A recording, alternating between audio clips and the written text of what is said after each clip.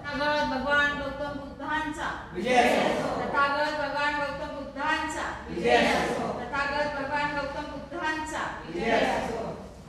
विश्वरत्न Bodhisattva doctor Babasaheb आंबेडकरांचा विश्वरत्न Bodhisattva doctor Babasaheb आंबेडकरांचा विश्वरत्न Bodhisattva doctor Babasaheb आंबेडकरांचा सर्व महामानव महामातांचा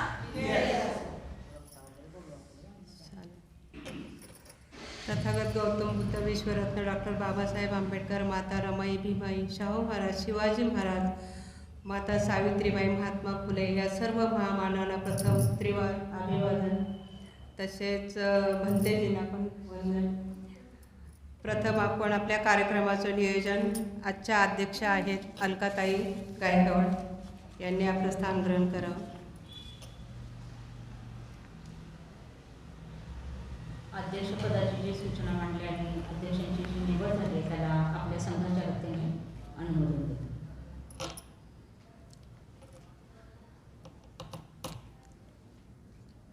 आज जो मला अध्यक्षपदाचा मान दिला त्याबद्दल मी सर्वांचे आभार मानते आणि मी अध्यक्षस्थान स्वीकारते.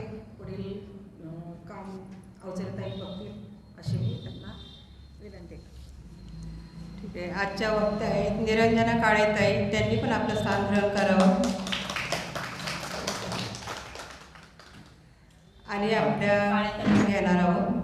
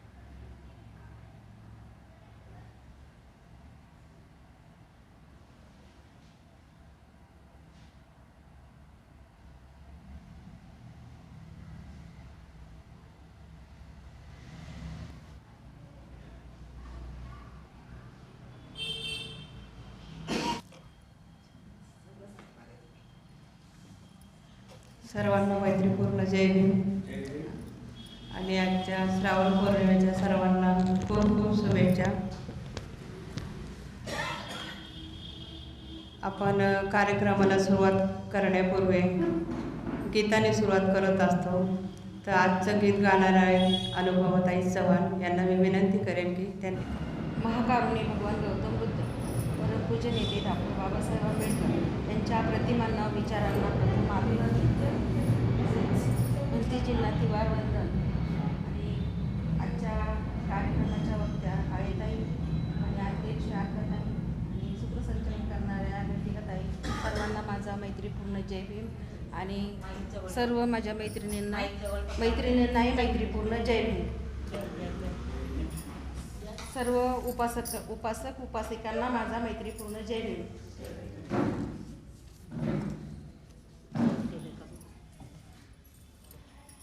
लेखणीची धार तळपती तलवार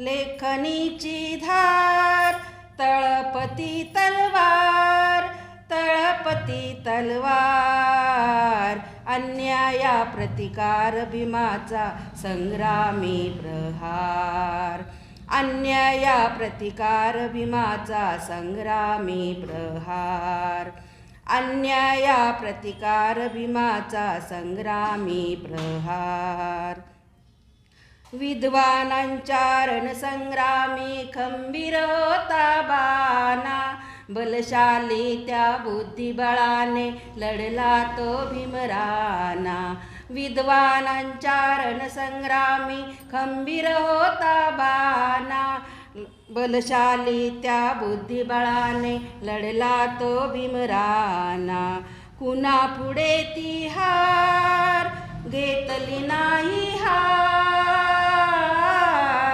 कुणा पुढे ती हार घेतली नाही हार, घेतली नाही हार. अन्याया प्रतिकार भीमाचा संग्रामी प्रहार, अन्याया प्रतिकार भीमाचा संग्रामी प्रहार, अन्याया प्रतिकार भीमाचा संग्रामी प्रहार. जातीवादी सनातनी ते असतारे कुकर्मी, जिबा चाटल्या कुरनीतीच्या गाव घालून वर्मी. जातीवादी सनातनी ते असतारे कुकर्मी, जिबा चाटल्या कुरनीतीच्या गाव घालून वर्मी. बुद्धिमतेची धार तळपती तलवार, बुद्धिमतेची धार तळपती तलवार, तळपती तलवार. अन्याया प्रतिकार भीमाचा संग्रामी प्रहार, अन्याया प्रतिकार भीमाचा संग्रामी प्रहार, अन्याया प्रतिकार भीमाचा संग्रामी प्रहार. घोर कलंकित दीन जनांचा होता तो छळवाद, क्रूर म्हणूनच्या रूढीभूतांचा संपविला उन्माद. घोर कलंकित दीन जनांचा होता तो छळवाद, क्रूर म्हणूनच्या रूढीभूतांचा संपविला उन्माद. केला रूढीवर वार, जीर्ण रूढीवर वार, केला रूढीवर वार, जीर्ण रूढीवर वार, जीर्ण रूढीवर वार. अन्याया प्रतिकार भीमाचा संग्रामी प्रहार, अन्याया प्रतिकार भीमाचा संग्रामी प्रहार, अन्याया प्रतिकार भीमाचा संग्रामी प्रहार. समाज क्रांती केली भीमाने, विजयी झाला विजेता. दिलराज सांगे क्रांती पुरुष तो भारत भूचा नेता. समाज क्रांती केली भीमाने, विजयी झाला विजेता. दिलराज सांगे क्रांती पुरुष तो भारत भूचा नेता. केला जन उद्धार देऊनी अधिकार, केला जन उद्धार देऊनी अधिकार, देऊनी अधिकार. अन्याया प्रतिकार भीमाचा संग्रामी प्रहार, अन्याया प्रतिकार भीमाचा संग्रामी प्रहार, अन्याया प्रतिकार भीमाचा संग्रामी प्रहार. लेखनीची धार तळपती तलवार, लेखनीची धार तळपती तलवार, तळपती तलवार. अन्याया प्रतिकार भीमाचा संग्रामी प्रहार, अन्याया प्रतिकार भीमाचा संग्रामी प्रहार, अन्याया प्रतिकार भीमाचा संग्रामी प्रहार. जय भीम.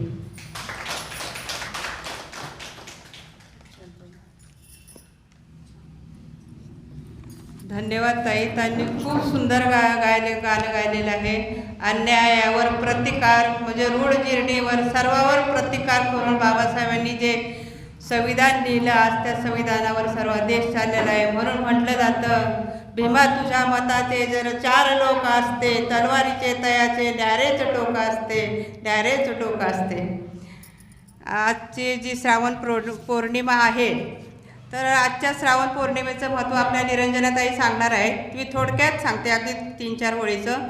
अंगुलीमालाची धम्म दीक्षा झाली यावेळेस. ज्या दिवशी दरोडेखोर आणि हिंसक डाकू अंगुलीमाला यांना दीक्षा दिली, तो दिवस श्रावण पौर्णिमेचा होता. सन 504 या काळात 80 अग्रश्रावण मानण्यात येतात. त्यातील एक अग्रश्रावक म्हणजे अंगुलीमाला हा हिंसा सोडून अंगुलीमाला हा अहिंसेच्या मार्गी लागलेला होता. पहिली धम्मसंगती बुद्धाच्या महानिर्वाणानंतर 3 महिन्यांनी पहिली धम्मसंगती विश्व धम्मसंगती राजगृह येथे भरवण्यात आली. भरवण्यात आली होती. या प्रथम धम्मसंगतीचे अध्यक्ष होते पूज्य भदंत आणि महास्थवीर, आणि तो दिवससुद्धा पौर्णिमेचाच होता. आणि ही संगती इसवी सन पूर्व 483 रोजी सुरू झाली व ती पुढे 7 महिने सतत चालली आणि त्रिपिटक तयार झाले. मी जास्त न बोलता आजच्या वक्त्या आहेत निरंजना काळेताई, अत्यंत अभ्यासू आहेत आणि कुठलाही विषय दिला तरी त्याला त्या न्याय देणारा आहेत. आणि आजच्या श्रावण पौर्णिमेचं त्यांनी आपलं प्रवचन सुरू करावं अशी मी त्यांना विनंती करते. महाकारुणिक तथागत भगवान गौतम बुद्ध आणि त्यांचा धम्म देणारे बोधिसत्व डॉक्टर बाबासाहेब आंबेडकर आणि त्यांचा धम्म पालन करणारे जो संघ आहे असा भंते यांना त्रिवार अभिवादन आणि आपल्या सर्वांना मैत्रीपूर्ण जय भीम. आणि श्रावण पौर्णिमेच्या खूप खूप शुभेच्छा. आणि त्यातील आज अष्टशील घेतलं ज्यांचं उपसोत आहे त्यांनाही शुभेच्छा, आणि ज्यांचं पंचशील आहे त्यांनाही भरपूर शुभेच्छा. नमो तस्स भगवतो अरहतो सम्मा संबुद्ध.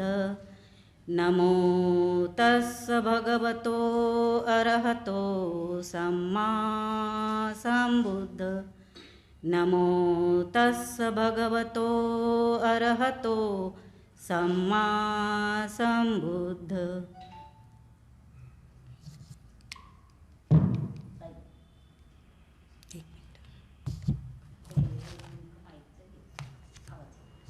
हातात धरू ना, चालेल ना?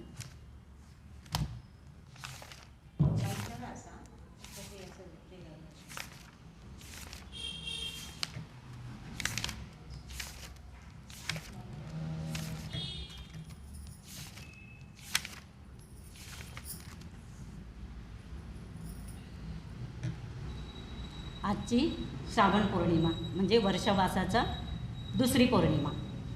वर्षावास पहिली पौर्णिमा आषाढ, पहिली पौर्णिमा आषाढ आणि दुसरं श्रावण पौर्णिमा. श्रावण पौर्णिमा म्हणजे आपल्या सर्वांना माहितीच आहे.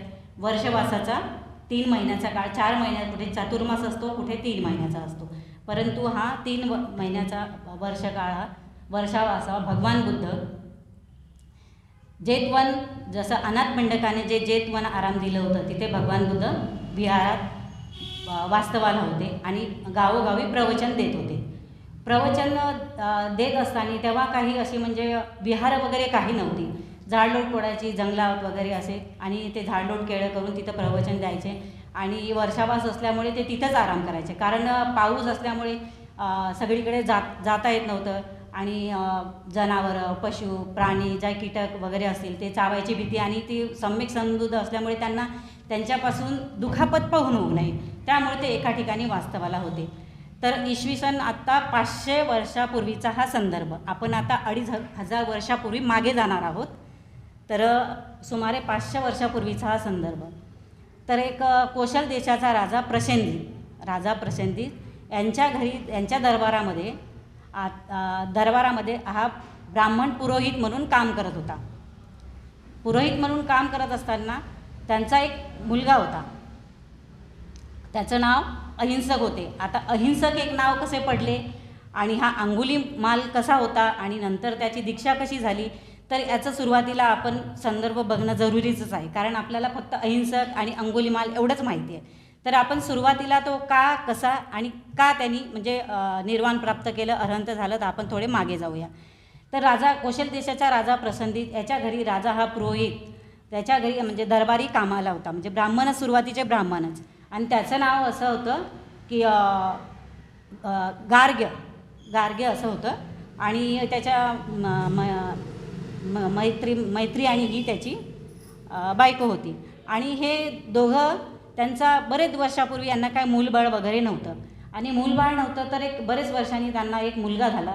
आणि हे ब्राह्मण पुरोहित होते म्हटल्यानंतर त्यांची कुंडली काढणं, ते कुंडली काढायसाठी म्हणून त्यांनी एका ब्राह्मणाला, जे ज्योतिष्य बघत असते त्यांना बोलवलं. आणि बोलवल्यानंतर मग त्यांनी जी जन्माची कहाणी आहे त्या ब्राह्मणाला, ज्योतिषाला त्यांनी सांगितली.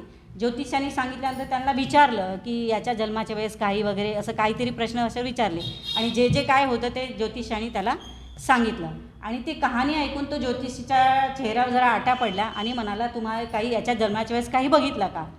तर बघितलं. तो ते सांगतात, आईवडील सांगतात हो असं बघितलं. तर हा एक हिंसक होणार, त्या ज्योतिषांनी सांगितलं की हा हिंसक होणार आणि हा खुनी डाकू होणार असं त्या ज्योतिषांनी भविष्य सांगितलेलं.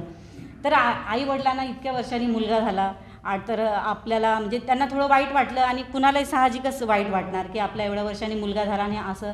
तर आपण हिंसक का नाही नाव ठेवायचं याचं, हिंसक का नाही ठेव.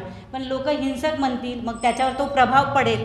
प्रभाव पडल्याच्या नंतर की तो खरंच मग हिंसक होईल, त्याच्यामध्ये खुनी प्रवृत्ती निर्माण होईल आणि तो हिंसक होईल. तर आता मग आईवडिलांनी विचार केला, थोडं चांगला विचार केला, हुशार होते ते म्हटले आपण याचं हिंसक नाही अहिंसक नाव ठेवू, त्याचं अहिंसक नाव ठेवू.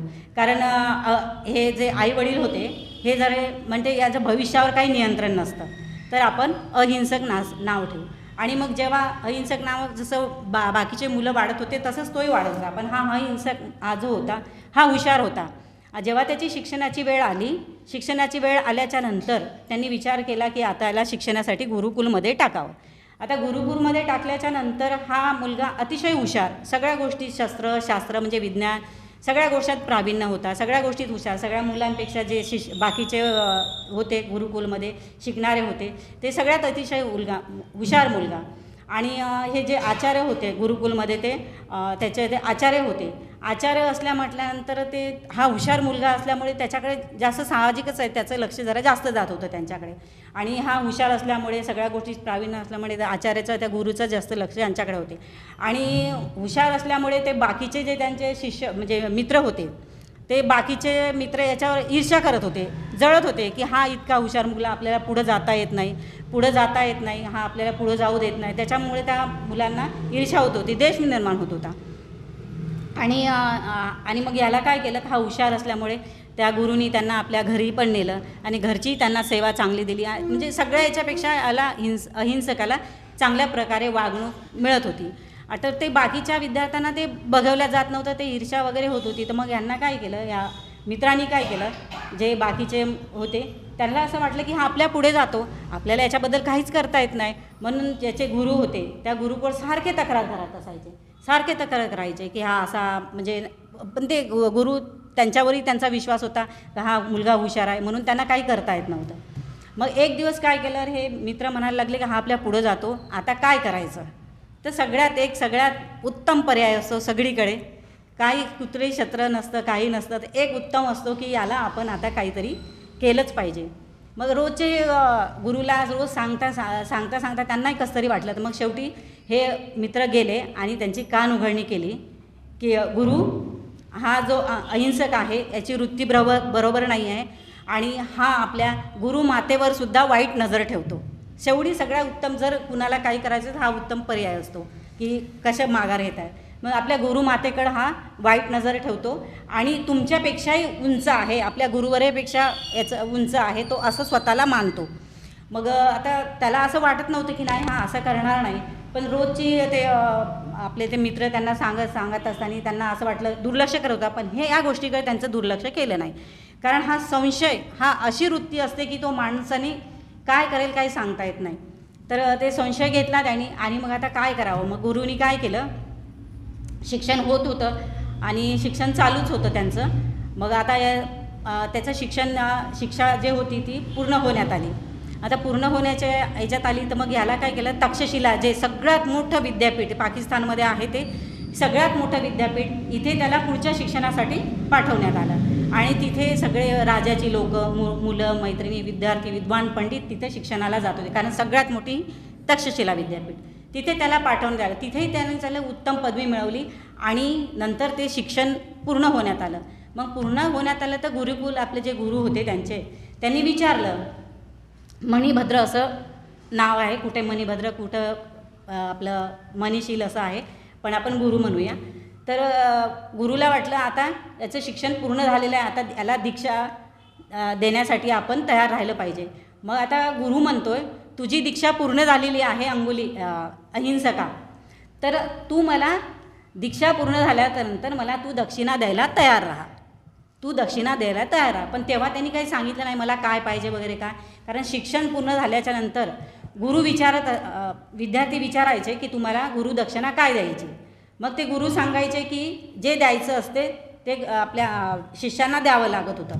मग जर ते विचारल्यानंतर तेव्हा काही सांगितलेलं नाही काय द्यायचं. मग आता विचार करायला लागला गुरुदक्षिणा काय मागायची, अहिंसकाला गुरुदक्षिणा काय मागायची. तर त्याच्यामध्ये आधीच ते त्याच्या इतर मित्रांनी सगळं कान भरलेलेच होते आणि सगळ्यात मोठा पर्याय का गुरुमाताकडे वाईट नजर ठेवतो वगैरे. तर त्याच्या लक्षात आलं की आता आपण काय करायचं. मग त्यांनी विचार केला तर तू मला 1000 लोकांची बोटे दे, मला गुरुदक्षिणामध्ये 1000 लोकांची मानवाची प्रत्येक मानवाचा 1 बोट दे. प्रत्येक मानवाचा, असं नाही की एकाच माणसाचे 10 वगैरे काय असो, तर प्रत्येक मानवाची मला 1000 बोटे दे. तर याला विचार पडला की असं कसं मला सांगतात नाही का. तर असं का, मी तर शास्त्र आणि शस्त्रामध्ये सगळं पारंगत होतो, सगळ्या गोष्टीत हुशार होतो, निष्णात होतो, पटाईत होतो, तरबेज होतो आणि मी आपल्या गुरुला असं कुठेही दुखावलं नाही, बाकीच्या लोकांनासुद्धा दुखावलं नाही. मग मला अशी शिक्षा का सुनावली असेल. आणि त्या गुरुमाता आणि त्यांची मुलगी त्यांच्या इथे पण हा म्हणजे वावरत असायचा, तर त्यांनाही तसं वागणूक त्यांनाही असं वाटलं की असं वागणूक नाही याची, हा तर सौम्य वागणुकीचा आहे. मग अशी गुरुदक्षिणा का मागावी, गुरुदक्षिणा अशी का मागावी आणि याला खुणाकडे का म्हणजे खुणाची वृत्ती अशा या दृष्टीने का त्याला गुरुदक्षिणा मागावी. मग यानं खूप विचार केला. त्याच्या मनात थोडंसं आलं की मला अशा लोकांचं मी इतका चांगला आणि मला खुनी मार्गाला लावतात. तर त्यांनी विचार केला की आपण विद्यापीठातर्फे किंवा काय आपण असं म्हणजे तक्रार करावी. पण तक्रार तेव्हा अशी केली जात नव्हती, कारण गुरुकुलाविषयी सगळ्यांना आदर होता आणि सगळे ते त्याचे नियम पाळत पण होते. त्याच्यामुळे त्याला तक्रार करता येत नव्हती आणि तो पालनही करत होता. तो म्हणतो नाही, तक्रार करणं बरं नाही. तर मग तो घरी जातो आणि आईवडिलांना सांगतो की म्हणजे त्याला माहिती पडतं की ही अशी घटना घडलेली आहे. आईवडिलांनाही सांगतो. आईच्या डोळ्यात गेल्याबरोबर डोळ्यात पाणी येते, शेवटी आई असते, अश्रू येतात. वडिलांना ती गोष्ट सांगतो आणि म्हणतो की आता मला असं करायला, माझ्या गुरुदक्षिणा मला 1000 लोकांची बोटे आणून गुरुदक्षिणा पाहिजे. तर वडील म्हणतात तर असं करता येईल का. नाही, असं तर ही कृत्य असं कोणीही करू शकत नाही. जर दुसरी गोष्ट पाहिजे असेल, करायची असेल, तर तू राजाकडे जाऊन राजा आपला पैसे मागू शकतो. पण जर असं सांगितलं की मला 1000 लोकांची करंगळी पाहिजे किंवा बोटे पाहिजे, तर राजा तुला काय करेल की तुरुंगातसुद्धा डांबू शकतो. पण आता त्याला वाटलं, अहिंसकाला वाटलं की गुरुदक्षिणा देणं म्हणजे सगळ्यात उत्तम, गुरुदक्षिणा देणं म्हणजे सगळ्यात उत्तम. मग त्यांनी घरी जाऊन, वडिलांचंही काही दिसलं नाही बरोबर. वडील म्हणतात तुला जे योग्य वाटेल ते कर. मग आता तो करतो की नाही, आता मला गुरुदक्षिणा द्यायलाच पाहिजे. आपले गुरु आहेत, गुरुचा आदर करणं जरुरी आहे, महत्त्वाचं आहे. आणि जर ती दक्षिणा दिली नाही तर माझी शिक्षा जी झाली ते म्हणजे पूर्ण होणार नाही. मग तो विचार करतो, मग असं कसं करणार असं. तर तो म्हणतो सुरुवातीला मी काय करतो, प्रत्येकाला विचारतो तू मला बोट देशील का. पण असं बोट कोणी देणार का, नाही देणार. असं वडील म्हणतात बोट कोणी देणार नाही, तर तुला जे योग्य वाटेल ते कर. मग शेवटी त्याला ते गुरुदक्षिणा नजरेसमोर येते आणि तिथून तो ठरवतो. आणि तिथून तो मगध देशाचं जे असते मगध देशात शेजारीच असतात आणि मगध देशाचे श्रावस्ती असते, तिथे मोठं घनदाट जंगल निवडतो. कारण त्यावेळेस तर जंगलच असायचे सगळीकडे. मोठं घनदाट असं जंगल निवडतो, शस्त्र, आणि तिथून तो खुनाची वृत्ती खून करायसाठी तयार होतो. आणि तो पण असं म्हणजे एवढा खून करणारा असा पेशेवर नसतो किंवा नाही का, सुरुवातीपासून त्याचं खुनासाठी तयारी झालेली नसते. तो हळवा असतो, त्याच्यामध्येही करुणा असते, मैत्री असते, क्षमा असते. तर अशा याच्याने तो मग शस्त्र घेतो आणि तो जंगलामध्ये जातो. एक घनदाट जंगल, जिथून कोणी जाणार नाही, येणार नाही. परंतु तो रस्ता जो असतो व्यवहारासाठी जाण्यासाठी, दळणवळणची साधण्यासाठी तो रस्ता असतो. पण त्या रस्त्याने एकटं दुकटं असं कोणी जात नाही. तर जात नाही असा हा दगा धरून बसतो आणि शस्त्र वगैरे त्याच्याजवळ असतात. आणि जर कोणी त्या जंगलातून एकटा मनुष्य कोणी जात असेल तर त्याला तो मारतो आणि त्याची करंगळी घेतो. आता सुरुवातीला काय होतं, पहिला एक माणूस त्याला सापडतो. सापडल्यानंतर त्याच्याजवळ ते बाण असते, खुंटी, एक सुरुवातीला खुंटी, असते आणि ते तलवार घेतो आणि तलवार घेतल्यानंतर जे असते त्या माणसाला तो मारण्याचा प्रयत्न करतो. मारण्याचा प्रयत्न करता करता ते जे बाण किंवा तलवार असते त्याच्या हातात थरथर, कारण वृत्ती नसते ना ती, तर ती तलवार त्याचे हात असे थरथर थरथर कापतात. पण एकदम असं वीज लखलखल्यासारखी एकदम त्यांना गुरुदक्षिणा आठवते आणि त्याच्या हातातून तो बाण निघतो. बाण निघाल्याबरोबर तो माणूस खाली पडतो आणि तो तळफळतो, त्याचा मृत्यू तो बघतो, समोर बघतो. पण त्याच्यामुळे त्याला पण म्हणजे बेशुद्ध होतो आणि पडतो. पण त्याला परत ती गुरुदक्षिणा आठवते आणि तो तयार होतो आणि शेवटी एक एक एक एक करता अशी बोट्यावर मोजण्या इतक्या करंगळ्या तयार होतो, म्हणजे जमा करतो. आणि त्या करंगळ्या त्या जंगलातून ते एक फांदी घेतो, वायर घेतो, जे दोरी असते, वेल घेतो आणि ती एक एक बोट त्या दोरीमध्ये ओवतो, माळ बनवतो आणि झाडाला टांगतो. झाडाला टांगल्यानंतर ते मांस, शेवटी मांसाचं मांस ते पक्षी त्याच्यावर उधळण घालतात, ते खायला मिळालं पाहिजे म्हणून ते पक्षी उधळण घालतात. आणि मग नंतर शेवटी फक्त एक करंगळी राहते. असे करता करता सगळं मारतो. आणि ते कौशल देशाचा राजा जे असतो तो सगळे दरोडेखोर वगैरे असं त्याला नाव ठेवतात. दरोडेखोर, डाकू, डकेत असे एकदम. पण तो दरोडेखोर नसतो, डाकू नसतो, फक्त तो लोकांची एक करंगळी घेतो, मारतो आणि करंगळी घेऊन ओवतो. असं करून त्याचं नाव अंगोलीमाल पडतं. असं करून त्याचं नाव अंगोली पडतं. मग सगळी लोक जी जनता असते, गाव लोक असते, असे ओसाड पडले असते. त्या रस्त्यानं एक माणूस, दोन माणूस जायला धजत नाही आणि कोणी त्या रस्त्याने असं जायला बघत नाही आणि जात नाही. तर 30-40 जरी माणसं गेले तरी तो एका क्षणात त्या लोकांना मारायचा. सगळे मग हे बघता बघता सगळी गाव ओसाड पडायला लागली आणि मग लोकांची तक्रारी वाढायला लागल्या.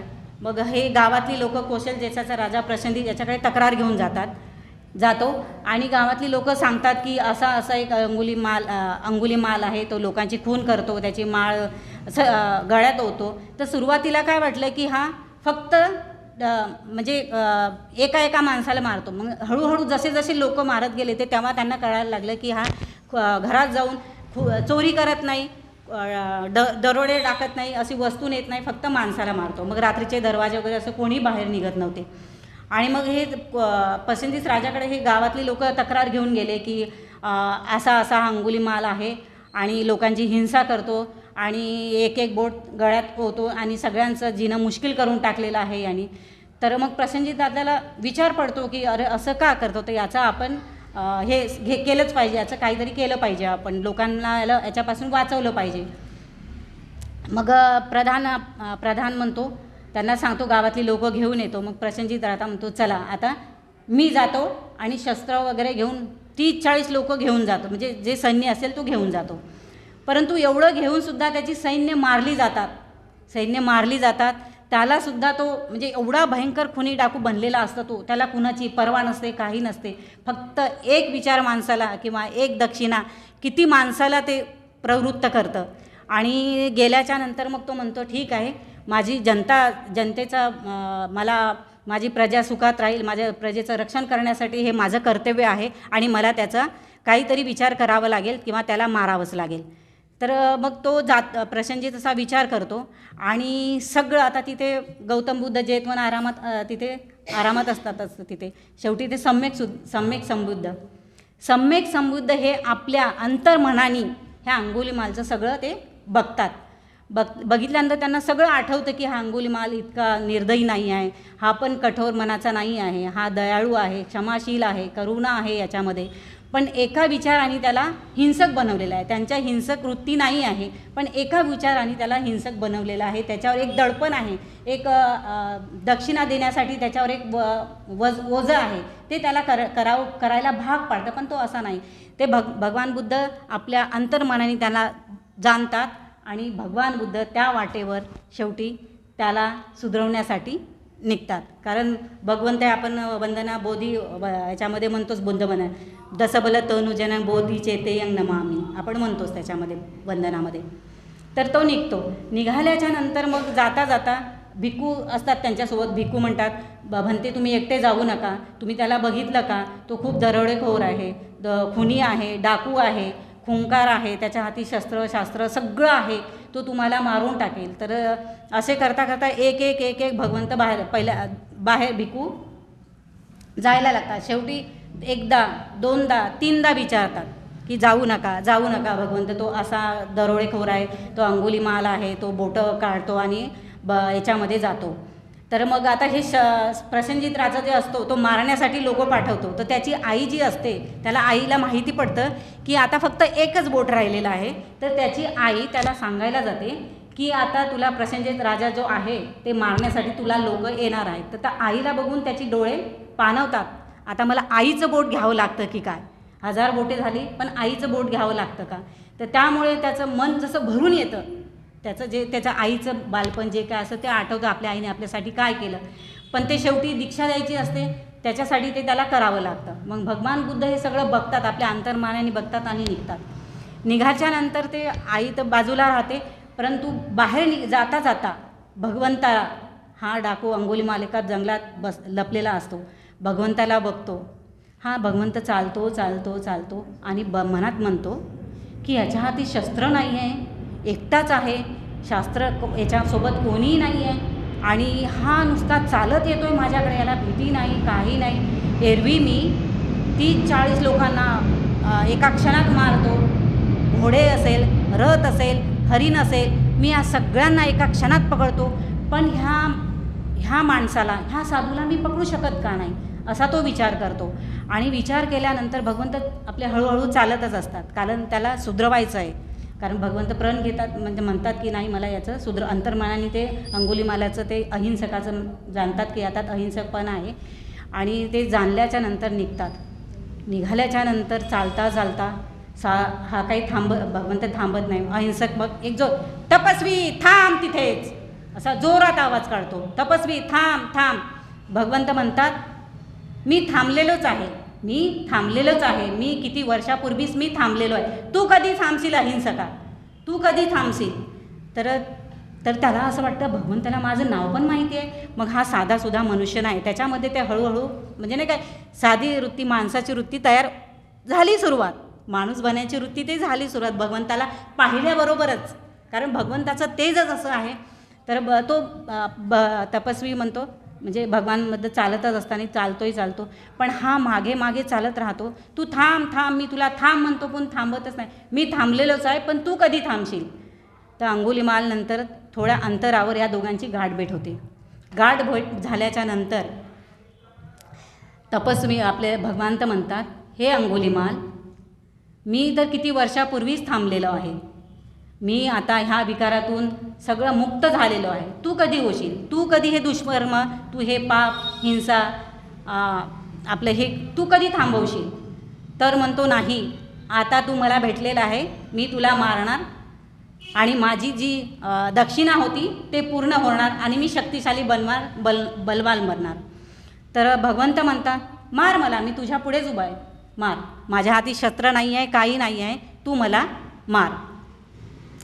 तर तो बघतच असतो, तो मला मार म्हणतो. आत्तापर्यंत मी सगळ्यांना मारलं आणि पळून जात होते, पण हा एकदम माझ्यासमोर शांत असा उभा आहे, हा कोणी असा साधा पुरुष नाही आहे. आणि नजरेला नजर जाते, म्हणतो यांचे डोळे अगदी एखाद्या ताराप्रमाणे चमकत आहेत, याचं तेज एकदम सुवर्णासारखं आहे, हा साधा पुरुष नाही आहे. तर भगवंत म्हणतात, तुला अंगुलीमाल म्हणतो, तुला भीती वाटत नाही?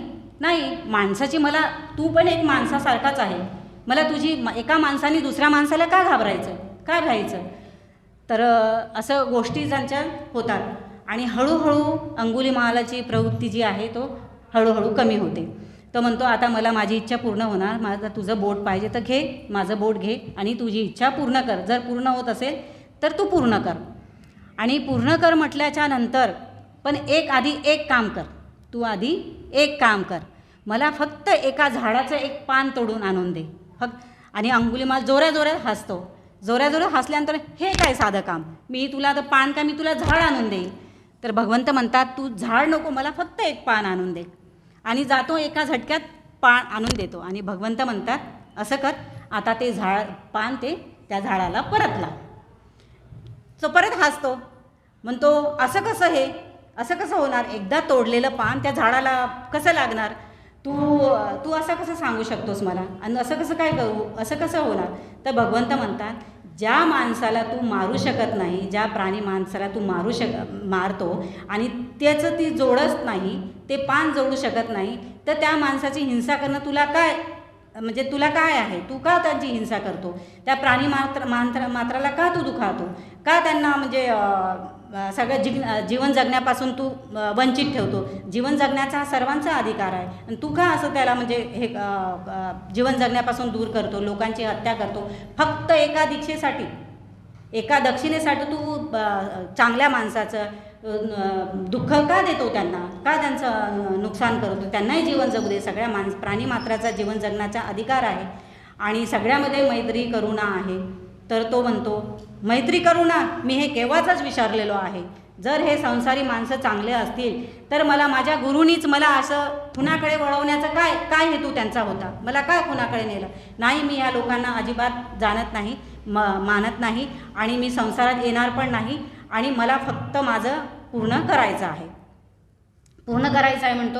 आणि म्हणतो, बघ तुझ्याकडं तुझ्या ते गळ्यात जे अंगुली हे आहे त्याचा किती वास येतो, किती ते सडलेले आहेत, तुझे हात किती रक्तानं माखलेले आहेत, किती हात तुझे रक्तानं माखलेले आहेत. आणि तू जर विचार केला, सुधारण्याचा विचार केला तर तू नक्की प्रयत्न कर. तर म्हणतो, ठीक आहे, तू विचार करतो. आत्तापर्यंत मला माणूस एकही असा भेटलेला नाही. हा माणूस माझ्याशी इतका प्रेमाने, इतका याने का बोलतो? नक्कीच हा कोणीतरी मला सुधरवण्यासाठीच आला असावा. तर मग नंतर तो त्याचे पाय धरतो आणि तो खाली बसतो. खाली बसल्यानंतर म्हणतो, मी हे माझं हे कृत्य करण्यासाठी सोडण्यासाठी मी तयार आहे, मी याचा विचार करतो.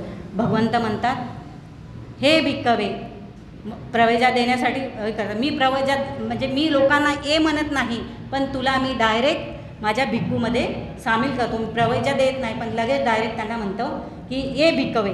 त्या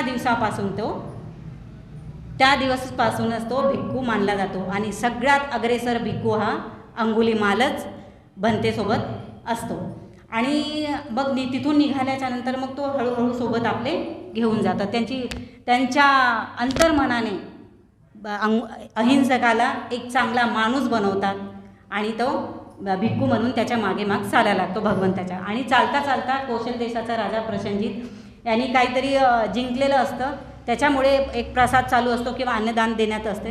तर लोक तिथे जमलेली असतात. परत ते तिथे चालू असतं की आपल्या प्रसेनजित राजाला आपली जी जनता असते ती म्हणते की या इथे एक जंगलामध्ये दरोडेखोर आहे, अंगुलीमाल आहे, ते बोटे तोडतो आणि आपल्या गळ्यात घालतो, लोकांना मारतो, लोक बाहेर निघत नाही, सगळे गाव ओसळ पडले.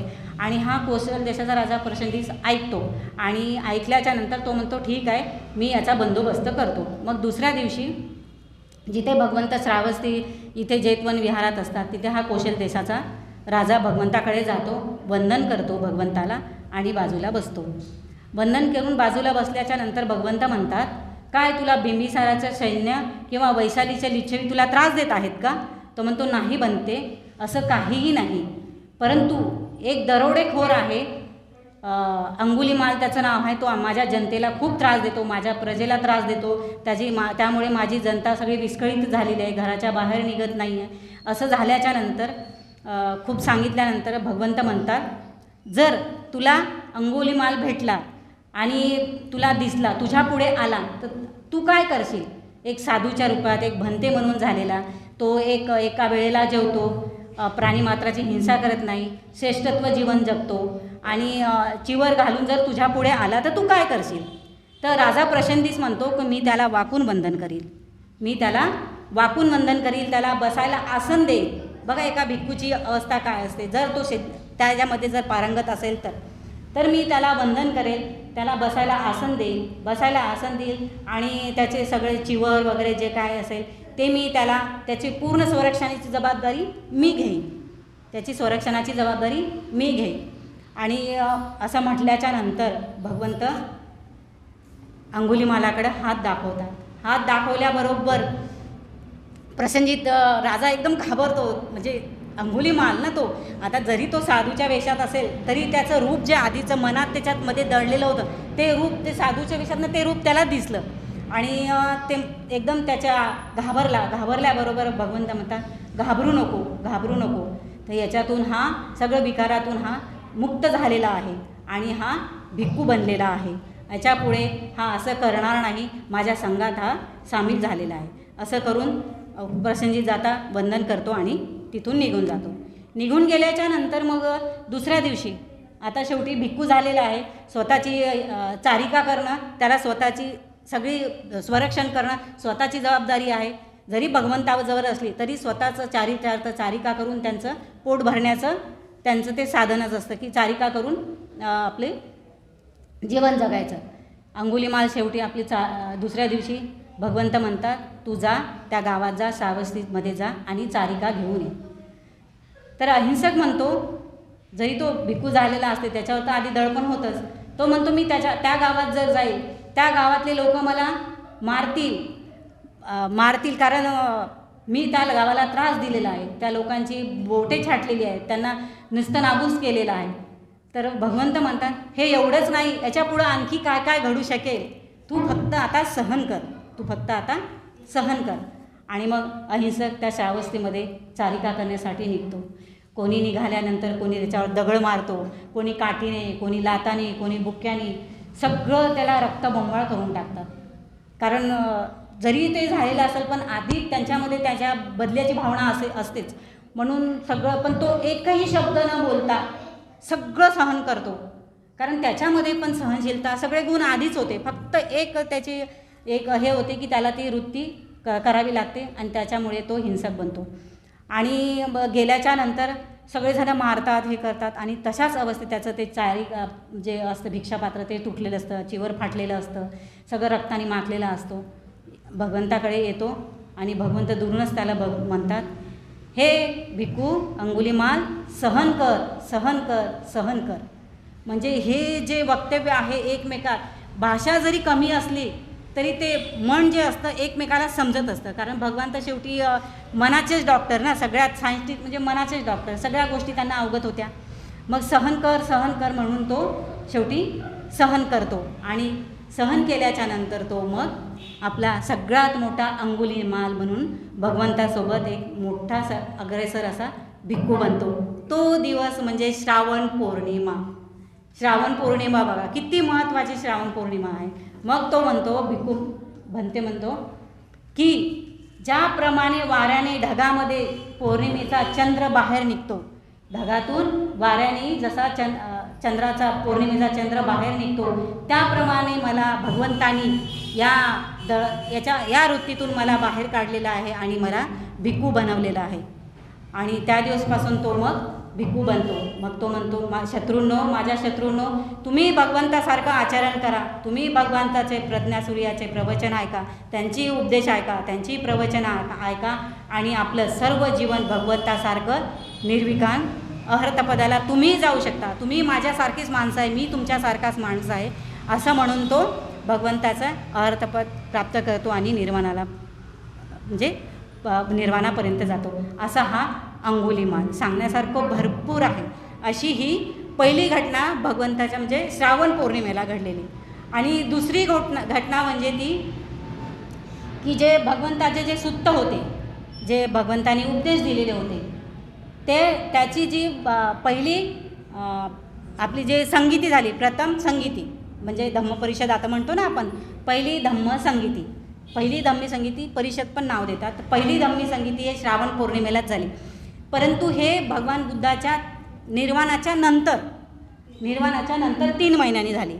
कारण हे भगवान बुद्धाचं महापरिनिर्वाण झाल्याच्या नंतर आपला भगवंत सांगतात की माझ्यानंतर कोणी असा भिक्खू राहणार नाही की जो तुम्हाला धम्म सांगणार किंवा सांगणार पण ह्यानंतर जो राहील तो माझा धम्मच तुम्हाला मार्गदर्शक ठरणार, व्यक्ती अशी कोणीही राहणार नाही. आणि मग नंतर भगवान बुद्धाचं परिनिर्वाण झाल्याच्या नंतर मग भिक्खूमध्ये वादविवाद व्हायला लागले. कोणी एक भिक्खू म्हणतो की बरं झालं हे भगवंत गेले, आता आम्हाला आमच्या मनासारखं जगता येईल, बरं झालं हा गेला, नाहीतर आम्हाला हे खाऊ नको, हे करू नको, असं करू नको, तसं करू नको. पण करू नकोच्या मागे काय उद्दिष्ट होतं त्यांना कळत नव्हतं. बरं झालं गेल्यानंतर तर गेल्याच्या वादविवाद झाले. तर मग हे ज्या दिवशी भगवान बुद्धाला ज्ञानप्राप्ती झाली होती, तर पहिलं ज्ञान जे सांगितलं हे 5 भिक्खू होते. 5 भिक्खूमधला महाकश्यप आणि अध्यक्ष खाली त्यांनी काय केलं की नाही, आपण आता जे भगवंतांनी ग्रंथ सांगितलेला उपदेश दिलेला आहे याचा आपण भगवंताला सांगण्यासाठी आपण काहीतरी केलं पाहिजे. तर ह्याच्यामध्ये सगळ्यात आधी जे भगवंतासोबत जे राहत होते तो होता आनंद. हा याच्यामध्ये जे सुत्त सांगत होते ते सोबतच होते. मग सगळ्यात जास्त जे सुत्त होते, जे भगवंतांनी सगळ्यांना उपदेश केले, जे जगण्याचा मार्ग दाखवला, दुःख मुक्तीतून जो मार्ग दाखवला, हे सगळं जसंच्या तसं आनंदाला माहिती होतं. तर मग यांनी केलं की आता आपण हे जे सुत्त सांगितले आहे आपण एका ग्रंथपठणात बांधावी जेणेकरून दुसऱ्याला त्याचा उपयोग होईल. आणि कारण भगवंतानंतर तेच होतं मार्गदाता, भगवंताचे आपले उपदेश प्रवचनं तेच आपले मार्गदर्शक होते आणि ते माहिती होतं. आणि जर विनयपीठक भिक्खुनीसाठी जे विनय होते, ते विनय जे माहिती होते ते आपल्या उपालीला माहिती होते. उपाली नावाचा भिक्खू होता. आता आपल्याला आनंद हा माहीतच आहे की भगवंताचे भाऊ होते आणि त्याचा जवळचा शिष्य पण होता. आणि उपाली हा आपल्या कपिलवस्तूमध्ये राजकुमारांची सेवा करीत असे त्यांच्या इथं. आणि काही नंतर जे राजकुमार होते त्यांनी पण प्रवज्ञा घेतलेली. मग हा जो राजकुमारासोबत हा उपाली नावाचा मुलगा होता, हा पण त्यांच्यासोबत निघाला.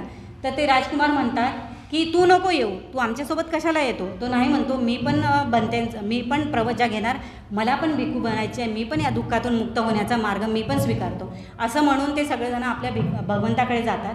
भगवंत गेल्यानंतर ते सांगतात की जे राजकुमार असतात सांगतात की हा आपली सेवा करत होता, म्हणून भगवंत म्हणतात की याला असं वाटायला नको की मला राजकुमाराच्या नंतर दीक्षा दिली. म्हणून भगवंत आधी उपालीला दीक्षा देतात आणि ते सगळ्यात वरचं स्थान त्याला पण देतात आपल्या उपालीला, आणि नंतर बाकीचे 4 जणांना देतात. तर जेवढे काही भिक्खुनीचे नियम असतील, जे काय आपल्या भिक्खूमध्ये वादविवाद असतील, ते सोडवण्यामध्ये हा उपाली प्रथम होता. मग महाकश्यपनी अध्यक्ष खाली की आपण आता हे सूत्र बांधणी करावी. तर सुत्त बंधनो दिवस, तर तेच आता पुढे झालं ते रक्षाबंधन. तिथूनच ते झालं, आपण तिकडे जाणार नाही आहोत, तिथूनच ते रक्षाबंधन. एका सुतामध्ये सुताचा अर्थ यांनी सूत घेतलं. पण ते सूत जे बांधायचे होते, भगवंतांनी जे सूत दिले होते, एकाची बांधणी करायची होती. तर याच्यासाठी राजगिरी पर्वत, जे आपण सगळ्यांनी पाहिलेलं असेल, राजगिरी पर्वत जिथे आपण यांनी जातो, रोपवेनी जातो. राजगिरी पर्वत सप्तपर्णी अशी गुफा होती. त्या गुफेमध्ये सगळे भिक्खू जमले, अहंत भिक्खू बनले झाले. परंतु तिथे 499 भिक्खू होते आणि एक पाहिजे होता. तर आपला आनंद हा भिक्खू अरहंत झालेला नव्हता. हा जो आहे हा अरहंत झालेला नव्हता. तर त्याला अरहंतपद त्यावेळेस मिळालं, त्यावेळेस प्राप्त झालं. आपल्या सूत्र बांधणीच्या वेळेस असे सूत्र हे करायचे. मग आता हे सूत्र बांधायचे कसे, तर हे सगळ्यांना कंठस्थ म्हणजे एकदम पाठ होते सगळ्यांना. याला विनयपीठक आणि हे जे आहे आपले सुत्त विनय उपालीला होते आणि आनंदाला होते ते सुत्तपण, जे भगवंतांनी उपदेश दिला ते सगळं आनंदाला माहीत होते. मग भगवंतांनी उपालीला विचारलं, आनंदाला विचारलं, मग त्यांना ते योग्य वाटल्याच्या नंतर मग ह्याच्यासाठी जो आपला अजातशत्रू अर्यक वर्ष असं त्याचं तर तिथून ह्या अजातशत्रूने या सगळं याला परिषदेला, या धम्मसंगीतेला सगळं जो काही असेल तो त्यांनी मदत केलेली. हा तो दुसरा दिवस, आणि तिथून ही पहिली धम्मसंगीती सुरू झाली. आणि जे महामोगलायन, सारीपुत्त आणि महाकश्यप ह्या तिघातला पहिला एक महाकश्यप जो भगवंतासोबत होता. तर असं करून ही श्रावण पौर्णिमा दुसरं महत्त्व. परंतु हे धम्मपरिषद झाली ही भगवंताच्या नंतर म्हणजे उदयास आली जास्त ते महापरिनिर्वाणाच्या नंतर. फक्त उपदेश वगैरे होते आणि नंतर दुसरी झाली, तिसरी झाली, चौथी झाली आणि नंतर अशोक सम्राटांनी केल्याच्या नंतर जे आहे ते सगळं जे आहे ते मग देश परदेशात गेली. मग तिथून ती पुढे आपल्यापासून प्रचलित आली. आणि त्याच्यानंतर जे कोणी दिली असे डॉक्टर बाबासाहेबांनी आपल्याला जो धम्म आहे तो 1956 साली दिली आणि दीक्षा दिली. आणि तिथून पुढे आपण त्याचं आचरण करतो. आपण सगळ्यांनी त्याचं आचरण करूया. आणि जसे ते अंगुलीमाल अर्थ झाला, आपणही निर्वाण पदाला आता नाही जाऊ, पण त्या मार्गाला एक चांगलं सुखी संसार एक सुखी गृहस्थ म्हणून आपण ते आचरण करून नक्की आपण जगू शकतो. आणि शेवटची एक गाथा मी सांगते. जे गाथा जी आहे आपण जय मंगल अष्टगाथा म्हणते. हां, अनंतपिंडकाचं जेतवन जे दान दिलं तेवढंच त्याचं आहे. जे जेतवन दान दिलं ना तेवढंच म्हणजे त्या दिवसाचं मला तेवढं माहिती होतं. तर खूप मला ताईंनी दिल्याबद्दल इतका अभ्यास करावा लागला आणि खूप मी म्हणजे काय वाचू, कुठून माहिती मिळवू असं. आणि हे जे मिळवलं मी वाचन केलं आपला गौतम बुद्ध आणि त्यांचा धम्म. याच्यामध्ये 157 किंवा 196 पान नंबरवर आहे. तुम्ही काही समजले नसेल ते वाचा, तुम्हाला आणखी चांगलं समजेल. कारण ते पण गौतम बुद्ध आणि धम्म याच्यामध्ये खूप चांगलं त्याच्यामध्ये पण विश्लेषण केलेलं आहे. तर सगळ्यात एक गाथा मी तुम्हाला म्हणून दाखवते.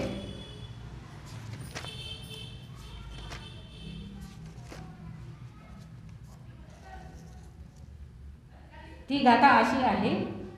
उखीद खक्कमती हत्त सुधारुमंतं धावन्ति योजनं पतंगुलिमालवन्तं इंदीभिसंखतमनो जित्वा मुनिन्दो तन्तेजसा भवतु ते जयमंगलानि.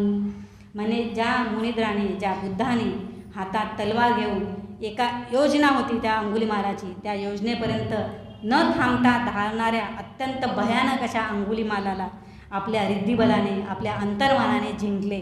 त्या बुद्धाच्या प्रतापाने तुमचं आमचं सर्वांचं कल्याण. साधू साधू साधू.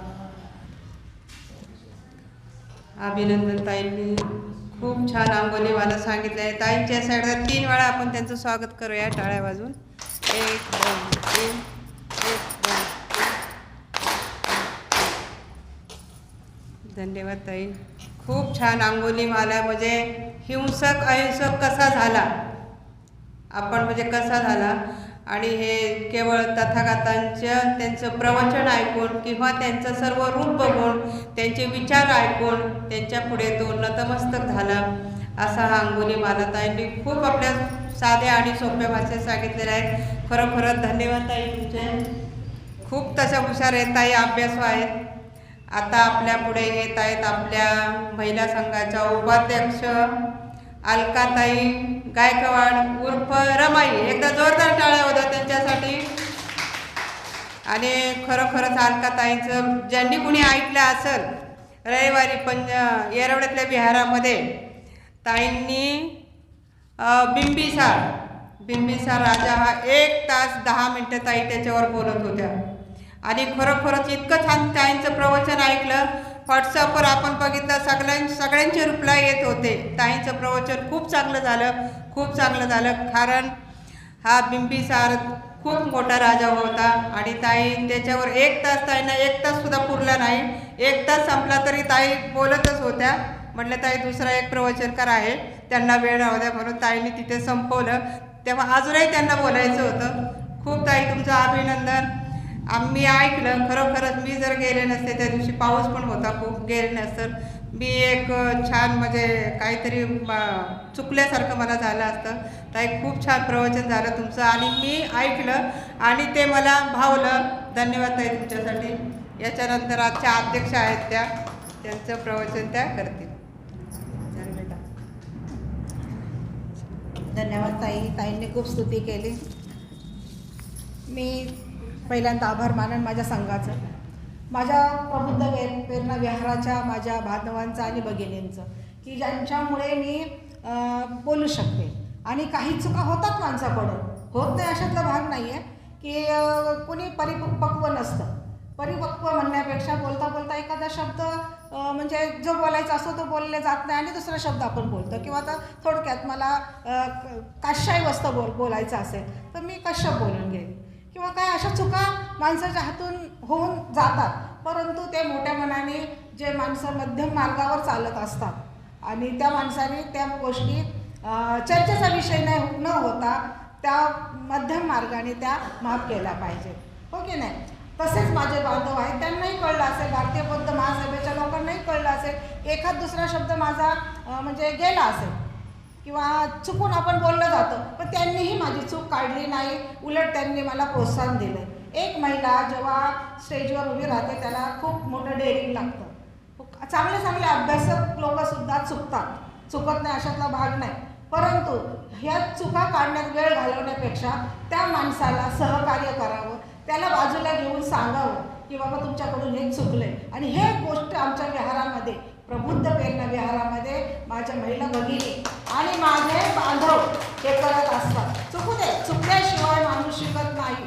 चूक मंजूर आहे आम्हाला, चुका ह्या होतच राहणार आहेत.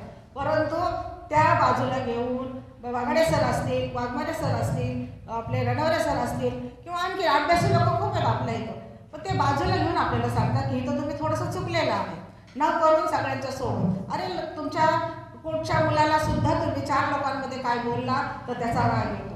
आणि तीच गोष्ट तुम्ही जर जवळ घेऊन समजावून सांगितली की असं नाही, असं माणसं घडवायला खूप दिवस लागतात, माणसं तोडायला वेळ लागत नाही, हे लक्षात घ्या. ती माणसं आणि त्या महिला, आज 21 महिला आपल्या विहारातल्या सहज प्रवचन देऊ शकतात. हे आपल्या विहाराचं कौतुक करण्यासारखी गोष्ट आहे. जर समजा आपले बांधव किंवा आपल्या भगिनी चुकाच काढत बसल्या तर कधीही माणूस तयार होणार नाही. चुकातूनच सगळे तयार होत असतात. असो, ताईंनी अतिशय सुंदर प्रवचन दिलेलं आहे. अतिशय सुंदर त्यांनी अनाथपिंड आपलं अंगोलीमाल मांडलेला आहे. बघा, जन्मताच कुणीही हिंसक नसतो, तो खूप चांगला मुलगा असतो. चांगला म्हणण्यापेक्षा पूर्वीच्या काळामध्ये असं होतंच की आता भगवान बुद्धांचं सुद्धा आधी भाग्येत ऐकलंच होतं की भगवान बुद्ध जर चांगले म्हणजे झाले तर चांगले मोठे सैनानी होतील, नाहीतर मग एक चांगले भिक्खू किंवा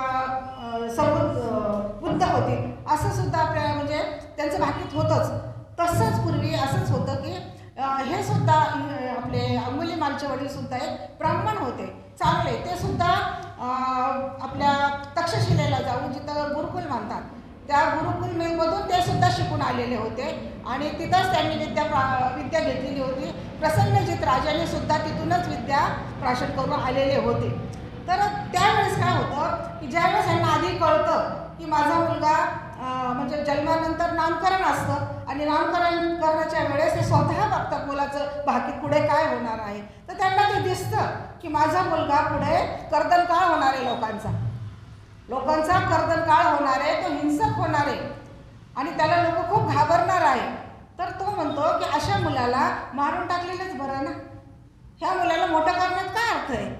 त्यावेळेस सुद्धा वडील त्याचा असा विचार करतात, पण त्यावेळेस त्याला आधार कोण देतं? प्रसन्नजित राजा देतो. प्रसन्नजित राजा म्हणतो की सहवासाने, गुणांनी आणि आपल्यासोबत जेव्हा तो राहील, चांगल्या गुणामध्ये राहील, चांगल्या लोकांमध्ये राहील, तर तो चांगला बनेल.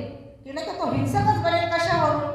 नाही, त्या भाकितावर तू लक्ष देऊ नकोस की तो पुढे जाऊन चांगला सुद्धा होऊ शकतो. तू एक काम कर की तू त्याला माझ्या 7 वर्षाचा तो झाला की तो माझ्याकडे आणून सोड. मग तो दरबारामध्ये त्याला सोडलं जातं. राजाची जी मुलं असतात त्यांच्या मुलांबरोबर त्याचं शिक्षण केलं, म्हणजे त्याला तसं वाढवलं जातं, तसं शिक्षण केलं जातं. परंतु जी विद्या असते, त्या गुरुची जी विद्या असते ती तर संपते. तर म्हणतात तो मुलगा इतका हुशार असतो की तो म्हणजे 2 पावलं पुढे असतो. इतका तो, आता ताईंनी सांगितलं त्याचे सगळे गुण सांगितले की तो शस्त्रविद्येत, सगळ्या विद्येमध्ये तो अगदी पारंगत असतो आणि तो पुढे जाणारा असतो. त्यामुळे तो काय म्हणतं, ते जे त्यांचे गुरु असतात की तुला आता पुढच्या शिक्षणासाठी तुला तक्षशिलेला जायला पाहिजे की तिथं ते जसं आपलं पुण्याचं शिक्षणाचं माहेरघर आहे तसं ते शिक्षणाचं माहेरघर आहे, आपलं तक्षशिला आहे.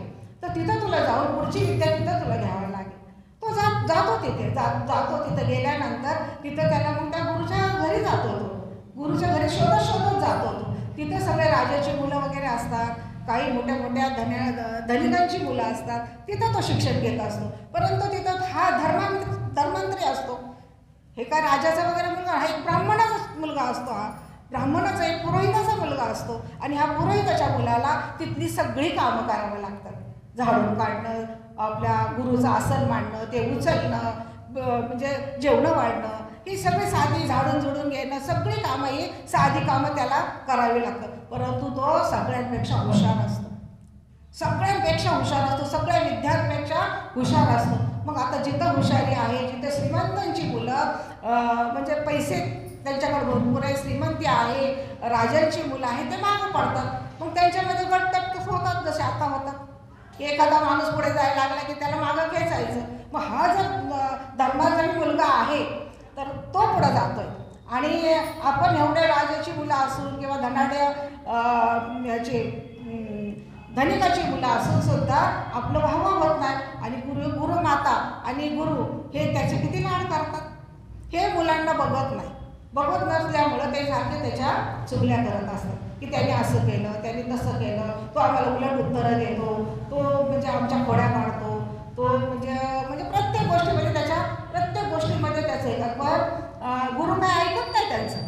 कारण गुरुला त्याच्यावर विश्वास असतो, पूर्णपणे विश्वास असतो की आज हा माझा विद्यार्थी असा करणार नाही म्हणून. त्याच्या पुढे जाऊन मुलं आणखीन कल्पना लढवतात. त्या कल्पना लढवतात की आता आपण काय करायचं, आपण आता ग्रुपने जाऊन त्याच्या कंप्लेंट करायच्या. पहिला ग्रुप जातो तर का गुरु म्हणतो काय आला तुम्ही, तर म्हणे त्या अहिंसकाने असं असं केलं, त्या अहिंसकाने तसं तसं केलं. गुरुच म्हणतात तरी गुरुजी का म्हणजे लक्ष घालत नाही. मग ते दुसरी तुकडी येते, तीही सांगते गुरुजी असं झालं तसं झालं, त्यांनी असं केलं तसं केलं, ह्याला मारलं, त्याला शिवीगाळी केली, त्याला असं केलं. तिसरी परत ते त्याचंही काय ऐकत नाही. मग ते तिसरी तुकडी आणते, तिसरी तुकडी.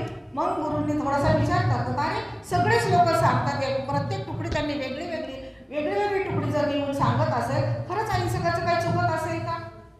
म्हणून गुरु म्हणतात की ठीक आहे मी लक्ष घालतो. लक्ष घालतात तर त्यांना कुठंच काही तसं दिसत नाही. मग नंतर मुलं खूप घाणेरडा आरोप करतात की जी माता असते त्याची, त्यावेळेस ते सांगतात की काय करायचं, बाहेर खूप चर्चा चालू आहे तुमच्याबद्दल गुरु, आणि आम्हाला ऐकवत नाही ते, आता तुम्हाला आम्ही कसं सांगायचं आहे. तो म्हणे काय हरकत नाही तुम्ही सांगा. तो म्हणे गुरु मातावर त्याचा डोळा आहे. मग तो वाईट नजरेने बघतोय तिच्याकडं, म्हणजे आईवरच ते दोघांचं म्हणजे आईचं मुलाचं जसं प्रेम असतं तसं त्या दोघांचं प्रेम असतं. परंतु गुरुच्या मनामध्ये विष पेरलं जातं संशयाचं. तरी सुद्धा गुरुच्या मनामध्ये तसं म्हणजे येत नाही. आणि हा दिसायला एकदम जबरदस्त असतो, तगडा असतो, शरीराने सगळ्या मुलांमध्ये उंच असतो, देखणा असतो. म्हणजे तो असा जरी हत्ती जरी आला समोर तरी सुद्धा त्याचा प्रतिकार करण्यासारखा त्याच्यात ताकद असते. आणि तो त्याच्यावर असा आरोप केला जातो. आता ताईंनी पुढे सांगितलेलंच आहे की त्याच्यावर आरोप केल्यामुळं तो त्याचं शिक्षण संपलेलं असतं तिथलं. आणि आता गुरुदक्षिणा ही दिलीच पाहिजे. तोपर्यंत गुरुदक्षिणा दिली तरच तो त्याच्यातून बाहेर पडला, नाहीतर तोपर्यंत तो बाहेर पडत नाही. तर गुरुदक्षिणा देणं हे तर म्हणजे त्याला देणंच आहे. तर तो म्हणतो की आता त्यालाही खूप काय होतं, तो म्हणतो की आता आपण ह्याला पाळत ठेवूया.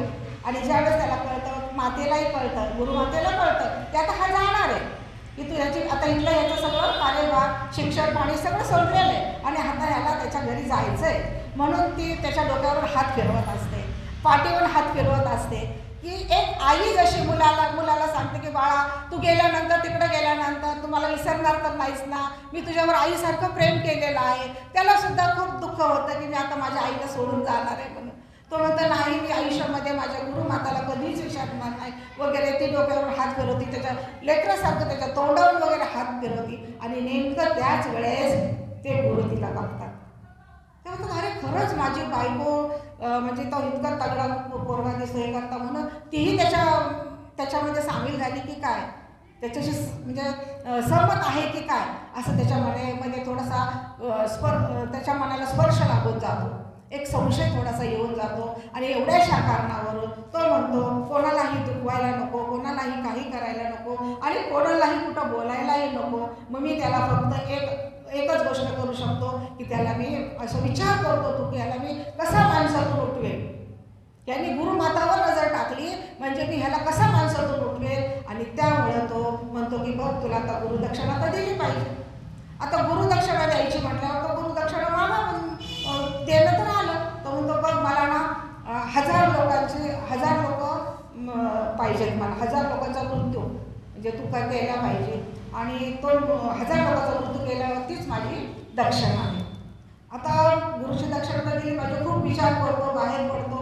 आणि असं ताईंनी बाकीचं पुढं सांगितलं मी रिपीट करत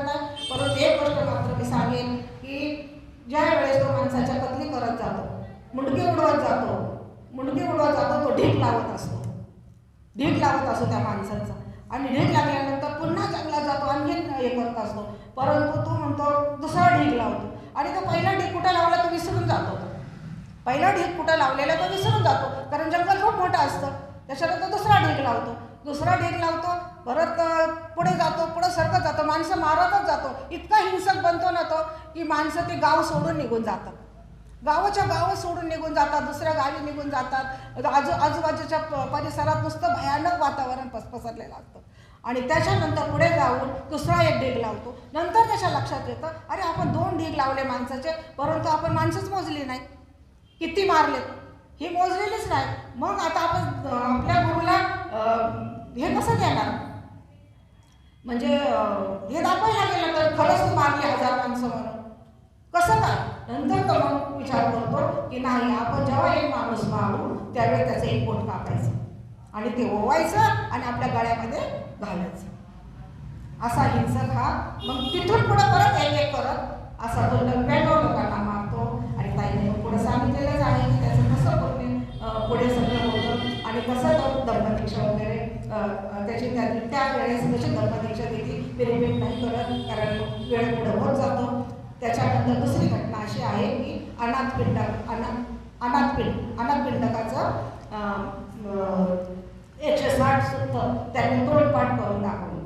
श्रावस्ती या ठिकाणी श्रावस्तीचं नावच असं पडलेलं आहे की तिथं श्रावस्ती म्हणजे तिथं काहीही मिळणार नाही असं, म्हणजे कोणतीही गोष्ट मिळणार नाही असं नाही.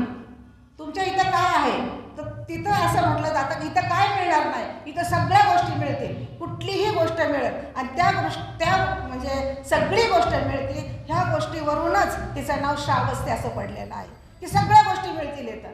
असं ते खूप मोठं म्हणजे देवाणघेवाण्याचं शहर होतं. म्हणजे भारत देशच हा पूर्वी खूप देवाणघेवाणाच्या बाबतीत खूप पुढारलेला होता आणि त्याच्याबद्दल ते श्रावस्ती तिथं सर्व गोष्टी मिळायच्या. आणि तिथंच तो अनाथपिंडक राजा की त्याचं नाव पूर्वीचं असतं सुदत्त, त्याचं नाव असतं सुदत्त. आणि तो प्रत्येक माणसाला अन्नदान करतो, दान करतो, खूप दान पार्टिका ठासून भरलेली असते त्याच्यामध्ये आणि म्हणून त्याचं नाव अनाथपिंडक असं पडलेलं असतं. त्याचं खरं नाव असतं सुदत्त, परंतु तो खूप दान धर्म करतो त्यामुळे त्याचं नाव पडलेलं असतं अनाथपिंडक. आता त्याच्या नातेवाईकाच्या घरी सुद्धा भगवंत जेवायला आलेले असतात आणि ह्यांना कळतं अनाथपिंडकांना की भगवंत आपल्या नातेवाईकांच्या घरी जेवायला येणार आहे, म्हणजे आपल्या इथं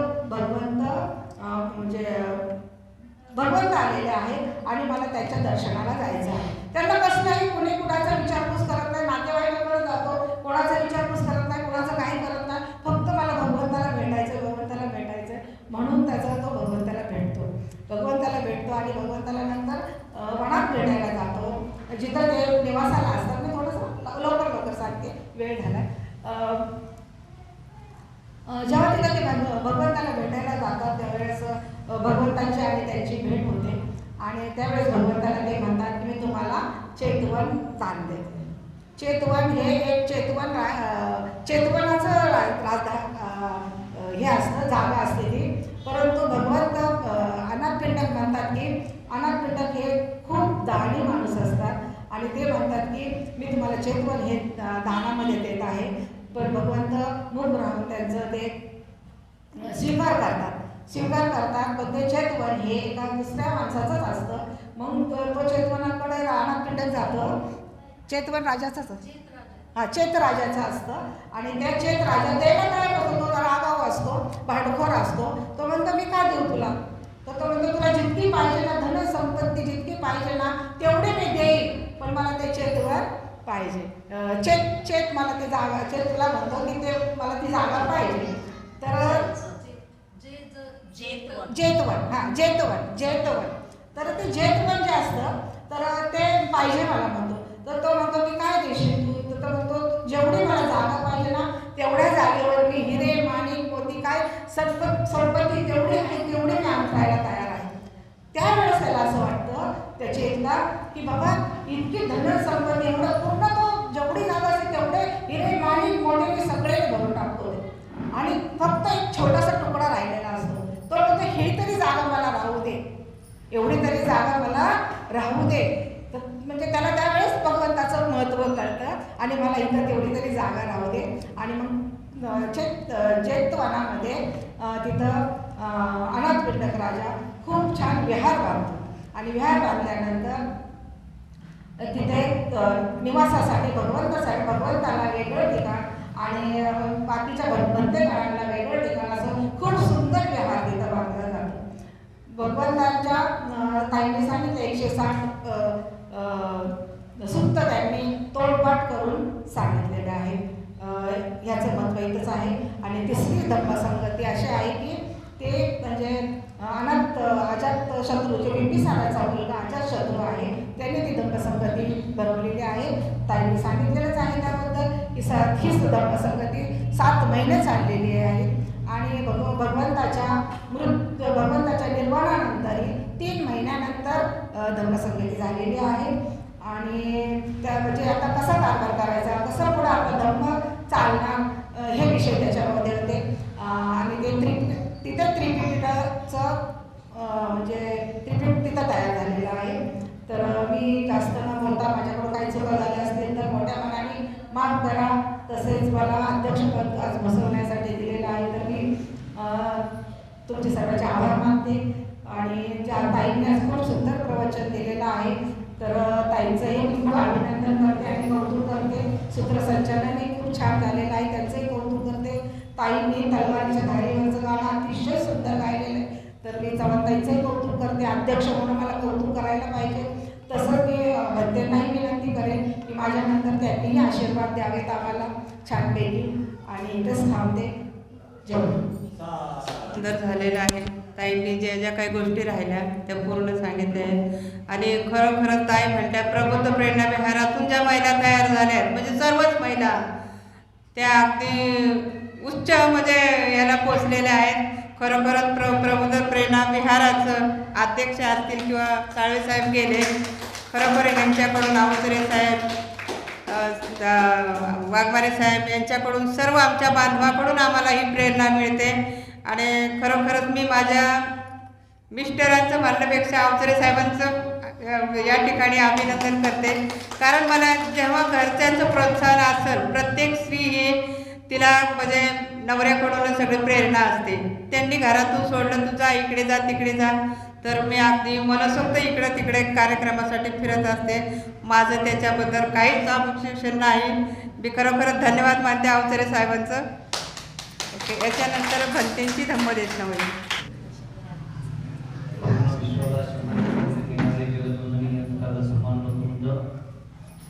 भारतीय घटनेचे महामानव बोधिसत्व डॉक्टर आंबेडकर आजच्या पौर्णिमेच्या निमित्तानं उपस्थित असलेले संपन्न बौद्ध उपासक मित्रो, आज बरेच दिवस झाले मला 7 वर्ष झालेले आहे इथे. तर 7 वर्षापासून अष्टशील कधी मागितलं नाही त्या 7 वर्षामध्ये. तर आज पहिला दिवस आहे की त्याला आज मी उपासक म्हणतो त्याला. तर हा भगवंताचा धर्म आहे की भगवंताने सांगितलं आहे की उपासक कभी बदल नहीं सकता. भगवान बुद्ध म्हणतात आदमी का जो उपासक है वो बदल नहीं सकता. हे समजून घेतलं पाहिजे. तर आपण त्याच्यासाठी हे उपासक करण्यासाठी हे अष्टशिलेचं पालन केलं पाहिजे या वर्षवासामध्ये. याचं कारण आहे की जेव्हा आपण ज्याप्रमाणे भंतेजी एकच वेळा जेवण करत असतात, हे 12 मास एकच वेळा भोजन करत असतात. पण उपासकांनी तेव्हा अष्टशील घेतल्यामुळे की ज्या दिवसाला अष्टशील घेतल्यामुळे की त्या दिवसाला परिपूर्ण पालन केलं पाहिजे अष्टशिलेचं. म्हणजे आपण पानमेळी घेणार नाही, संध्याकाळी आपल्याला काही पाहिजे फळ फ्रूट घेतलं पाहिजे असं त्याचा अर्थ आहे. आता त्या दिवसाला अष्टशिलेमध्ये अब्रह्मचर्याचं पालन केलं पाहिजे. आता तिथे ते कामेस्मेचे 4000 से का आपण समाधानी म्हणजे याचा अर्थ असतो की पती पत्नी एक दुसऱ्याच्या प्रती निष्ठावान झाले पाहिजे आणि त्या दिवशी कष्टशील घेतो त्या दिवशी आपण परिपूर्ण ब्रह्मचर्याचं पालन केलं पाहिजे असं त्याचा अर्थ आहे. त्याच्यानंतर तिसरं जास्त आहे न च गीता वाचत विसुख दर्शन गंध विलपन धारण मंडल प्रसंडाना वेरणे सिक्कापदं समाधावी. त्या दिवसाला नाच गाणं तमाशा आता ह्या गोष्टी आपण याच्यापासून अलिप्त राहायला पाहिजे आणि जे आभूषण असतात आपण सोने चांदीचे तर त्या दिवशी आपण आपल्या घरी काढले पाहिजे आपल्याला चांगलं बनण्यासाठी आपल्याला स्वतःला बनण्यासाठी की मनुष्य कसा चांगला बनत असतो या त्याला उपासना म्हटलं जाते. समजताय. त्याच्यानंतर आपण उच्चा सेना महासेना भैरवणी सिद्धापदन समाधानामध्ये त्याचा ज्या दिवशी आपल्याला अष्टशिलेमध्ये आपण घेत असतो तर मग उच्चा सेना महासेना याचा अर्थ असतो की त्याच्यापासून आपल्याला बसल्यामुळे तर आपल्याला आळस येत राहतो. म्हणजे आपली चांगली गद्दी आहे आणि आपण त्याच्यावर बसलो तर माणसाला जो भोजन घेतल्यामुळे माणसाला आळस येत राहतो. तर ज्याच्यापासून आळस येते अशा वस्तूचा उपयोग करू नका. त्याचा म्हटलं जाते उच्चा सेना महासेना म्हणजे उच्च सेना म्हणजे म्हटलं जाते. म्हणून आपण या दिवसामध्ये हे अष्टशिलेचं पालन केलं पाहिजे. तर आपण हे पालन केल्यामुळे काय असते तर माणसाला आपण एक वेळा जे जेवण करत असतो तर प्रकृती चांगली राहते. लक्षात ठेवा. याच्यामध्ये एक दिवस केल्यामुळे तुम्ही एक दिवस ध्यान केल्यामुळे आपण आणि जेव्हा आपण स्वतःला पाहतो आपण दररोज तुम्ही योगा करत असतात तर भगवान बुद्धाने योगा सगळं सोडलं पाहून पण भगवान बुद्धाने एका ठिकाणी म्हटलेलं आहे मी समाधी करता करता करता करताच मी बुद्ध झालो. भगवान बुद्धाने म्हटलेलं आहे मी फक्त समाधी करता करता करता करता मी बुद्ध झालो. तर ह्या समाधीमध्ये जितके माणसामध्ये दुःख आहे जेवढे दुःख आहे ना माणसामध्ये की माझा स्वतःचा अनुभव आहे माझा स्वतःचा अनुभव सांगतो मी तुम्हाला की मी सर्वप्रथम माझा ऍक्सिडेंट झाल्यानंतर त्याच्यानंतर मी 6 महिन्यानंतर माझा पॅरेलस गेला. पॅरेलस मध्ये मला बोलता पण आलं नाही. आता तुम्हाला माहिती आहे मी बोलता नव्हते मी मधामध्ये चुप राहून होतो. लक्षात ठेवा इथे उपासकांना सगळ्यांना माहिती आहे. तर आणि त्याच्यानंतर बोलण्यापासून गेलो मी बोलताही नाही आलं तरी मी कधी कुणाला हे काही म्हटलं नाही. मी स्वतः मला माहिती आहे की भगवान बुद्धाने सांगितलं आहे की जगामध्ये दुःख हातपाय तुटून गेला तरी चालेल. भगवान बुद्धाने सांगितलं दुःख म्हणजे कोणतेही असेल हे मनापासून येत राहते. ऍक्सिडेंट झाला म्हणजे हातपाय वेगळे आडवे झाले होते. लक्षात होतो तुम्हाला असे आडवे हातपाय होऊन गेले होते म्हणजे. तर भगवान बुद्धाने हे सांगितलंय जगामध्ये दुःख आहे त्या दुःखाचं कारण आहे आणि मी ते कारण पाहिलं. एका शब्दाला पाहलं मी म्हटलं आपण कुणाला न बोलता म्हटलं आपण प्रयत्न केले पाहिजे. तर मी माझ्याकडून माझी गाडी असून मी चालवत नव्हतो. इथे 30 रुपयाचं आणि जाण्याचं 30 असे 60 रुपये याडून घेत होतो पैसे देत होतो आणि 60 रुपयाचं भोजन घेत होतो. 120 रुपये दररोज खर्च होते. कम से कम मी कितीतरी दिवस असं मला सांगत नाही आहे गोष्ट पण माझ्या जीवनामध्ये अनुभव सांगतो तुम्हाला. तर मी धीरे धीरे प्रयत्न करत राहिलो. मी काही नाही केलं फक्त दररोज मी पहिल्यापासून ध्यान करत राहतो.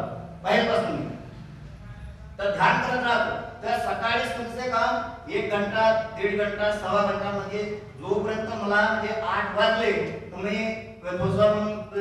वाचन करत राहतो मी. तर असा दैनंदिन जीवन आहे माझं.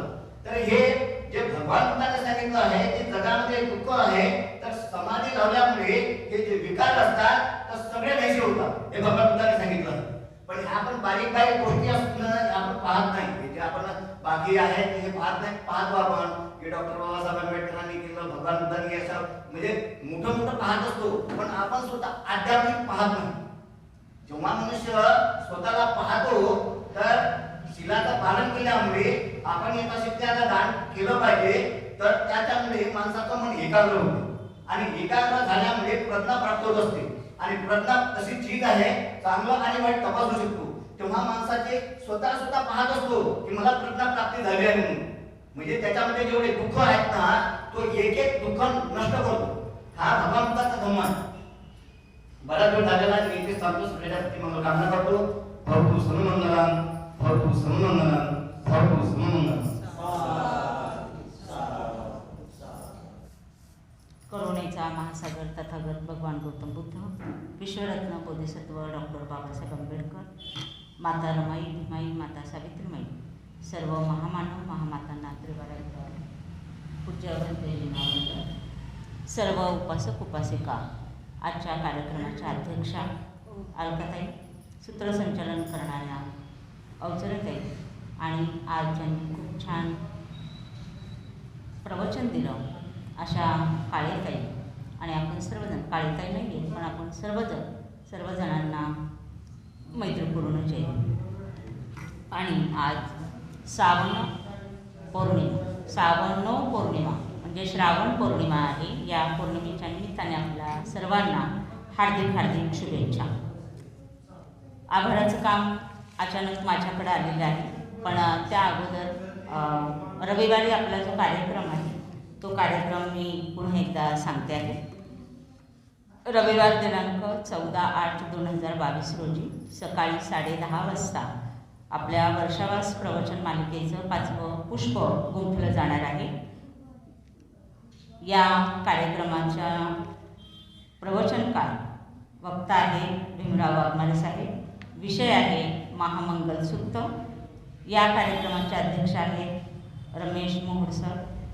सूत्रसंचालन वर्षाराणी गायकवाड, गीत पोपट मोरे, आभार वैशाली वाघमारे आणि अल्पहार देणार आहे रंजन इंगळे सर. तर हे रविवारच्या म्हणजे परवाच्या कार्यक्रमाचं एकूण रूपरेषा सांगितलेली आहे. आजच्या कार्यक्रमामध्ये खरं तर काळेताई लागता नाही आहे, तर खूप सुंदर असं प्रवचन त्यांनी या ठिकाणी दिलेलं आहे. तर त्या जरी नसल्या तरी त्यांचं 3 टाळ्यांमध्ये आपण या ठिकाणी आभार मानूया. 3 टाळ्या वाजवायच्या.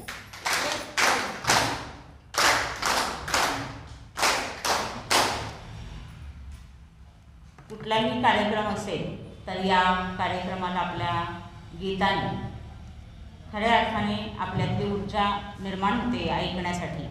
आणि असं ऊर्जा निर्माण करणारं गीत आपल्या चव्हाणताई यांनी म्हटलेलं आहे.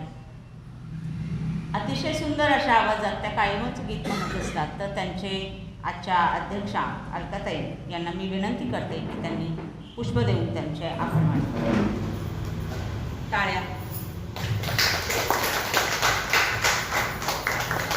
टाळ्या. आजच्या कार्यक्रमाचं सूत्रसंचालन अतिशय सुंदर असं आपल्या आजच्या कार्यक्रमाचं सूत्रसंचालन अतिशय सुंदर असं आपल्या अवतरताईंनी केलेलं आहे. या अवतरताईंचं आभार मानकडेताईंना मी विनंती करते की त्यांनी यावं आणि त्यांना पुष्प देऊन त्यांचे आभार मानले.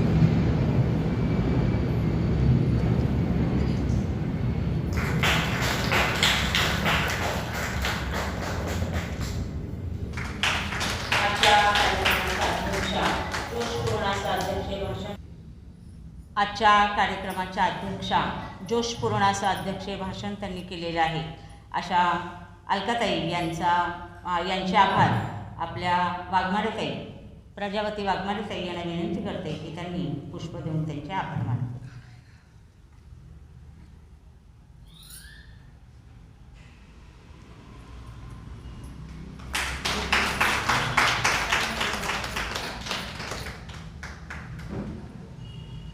आजचं खिरदान ज्यांनी दिलेलं आहे त्या आपल्या सविताताई अवचरे यांचाही सत्कार शेंडेताईंनी करावा अशी मी त्यांना विनंती करते.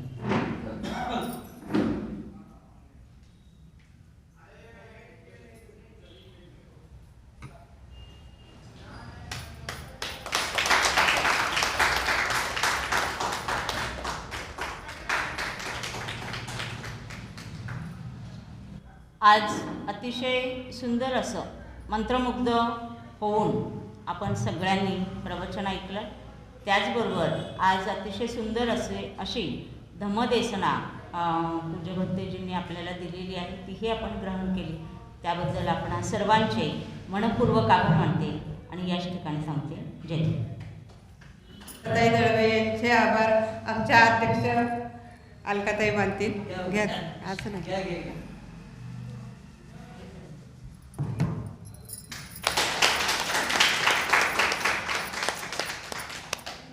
त्याच्यानंतर